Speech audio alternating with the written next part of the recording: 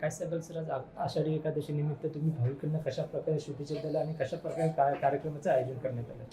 रामकृष्ण हरी. मस्त काही पायावरी या वारकरी संतांच्या परमपूज्य वामन बाबा असतील, परमपूज्य सळाराम बाबा असतील, गुरुवारी वासुदेव बाबा असतील, यांच्या मार्गदर्शनाने इथे आगरी समाज धर्मशाळा इथे उभारण्यात आली. आलेल्या सर्व वारकऱ्यांची सेवा व्हावी किंवा त्यांचं राहण्याची व्यवस्था व्हावी या उद्देशाने पूज्य सळाराम बाबांनी इथे ही आगरी समाज धर्मशाळा उभारली. आणि त्यांना ठाणे असेल, रायगड जिल्हा असेल, या दोन्ही जिल्ह्यातनं सर्व उरण भाग असेल, अलिबाग भाग असेल, नाशिक भाग, शहापूर असेल, सर्व भागातनं बाबांना आगरी वारकरी या नात्याने सर्वांनी त्यांना सहकार्य केलं आणि त्यांना सहकार्यातून ही वास्तू आगरी समाज धर्मशाळा वास्तू उभारण्यात आली. आणि वास्तूमध्ये 28 सध्या रूम आहेत, टेरेस आहे, टेरेसवर राहण्याची व्यवस्था आहे, खाली हॉलमध्ये पार्किंगमध्ये राहण्याची व्यवस्था केली. जवळजवळ 2,500 ते 3,000 वारकरी इथे वास्तव्यास असतात.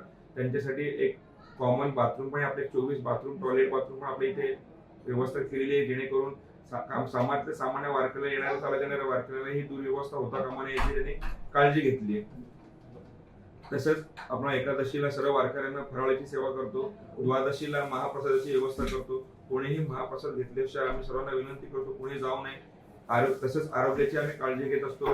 डॉक्टर रामदास भोईर दिव्याचे इथे आरोग्याची सेवाही देत असतात, आरोग्य शिबिर लावत असतात, त्यांची इथे सेवा होत असते. म्हणजे येणाऱ्या वारकऱ्यांचे वारीमध्ये चालत आलेत, कोणाला काय अडचण असेल, काय त्रास झाला असेल, वारीचा थंडी ताप झाला असेल, उलटी जुलाब जे काही असेल, त्यांचे त्यांनी ते मेडिकेशन करत असतात, शिबिर लावत असतात. म्हणजे सर्व प्रकारे आपण होण्याची इथे व्यवस्था करत असतो. नगरपालिकेचं पाणी असेल ते पाण्याचं आम्ही फिल्टर करून येणाऱ्या वारकऱ्यांना पाण्याचीही व्यवस्था करत असतो. तसंच आले इथे वारकऱ्यांना इथे आपण हरिपाठ असेल, प्रवचन असेल, कीर्तन असेल, पूर्ण वेळ आम्ही कीर्तन, भजन, भगवंताच्या नामस्मरणात आम्ही सर्व वारकऱ्यांना रंगवून येण्याचे प्रयत्न असं करत असतो.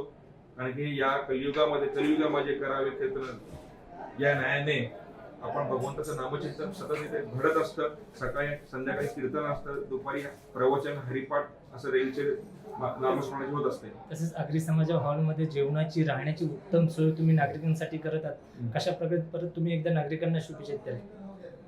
आलेल्या सर्व वारकऱ्यांना मी मनापासून स्वागत करतो.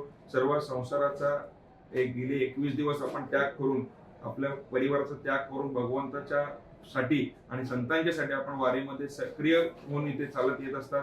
आपण खरोखर आपले जेवढा मानव तेवढे आभार कमी आहेत. आलेल्या सर्व वारकऱ्यांचं परत एकदा स्वागत व आभार.